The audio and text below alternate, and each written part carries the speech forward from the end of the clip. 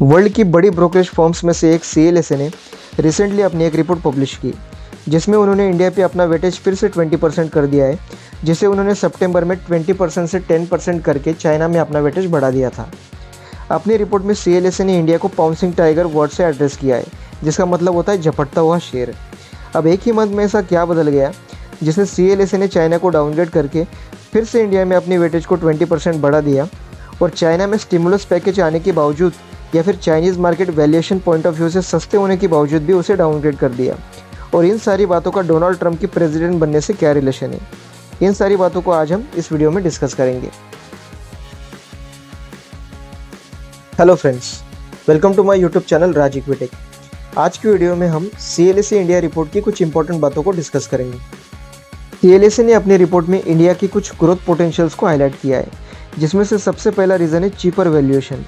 अक्टूबर month में foreign investors ने लगभग 1,14,000 करोड़ की सेलिंग की थी, जिसके कारण इंडियन मार्केट्स अब पहले से और ज़्यादा चीपर वैल्यूएशन पे आ चुकी है। Indian equity market emerging markets में इकलौती ऐसी मार्केट है जिसमें 83% हिस्सा डोमेस्टिक इन्वेस्टर्स होल्ड करते हैं। इसीलिए आप फॉरेन इन्वेस्टर्स का बड़ी संख्या में वापस आने के चांसेस भी काफ़ी ज़्यादा है, जो कि वैल्यूएशंस के थोड़े नीचे आने का इंतज़ार कर रहे थे।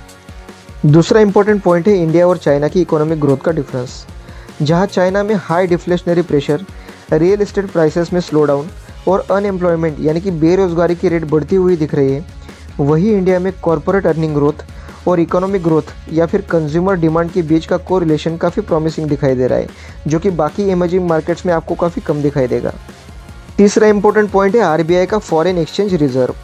RBI अपने फॉरेन रिजर्व को बढ़ाने में काफ़ी कामयाब रह चुका है।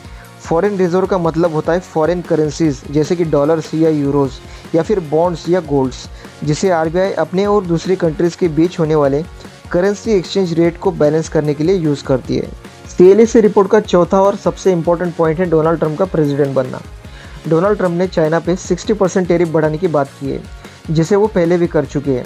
अब चाइना एक एक्सपोर्ट ओरिएंटेड कंट्री होने की वजह से इंडिया के कंपैरिजन में इस ट्रेड वॉर का असर चाइना पे ज़्यादा होता हुआ दिखाई देगा। तो दोस्तों, ये थी कुछ इंपॉर्टेंट बातें CLSA इंडिया रिपोर्ट की। CLSA को मार्केट की इस गिरावट में काफ़ी ग्रोथ पोटेंशियल नज़र आ रहा है।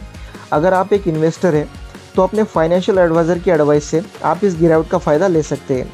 आज की वीडियो आपको कैसे लगी मुझे कमेंट में ज़रूर बताएं, और प्लीज़ इस चैनल को लाइक, सब्सक्राइब और शेयर कीजिए।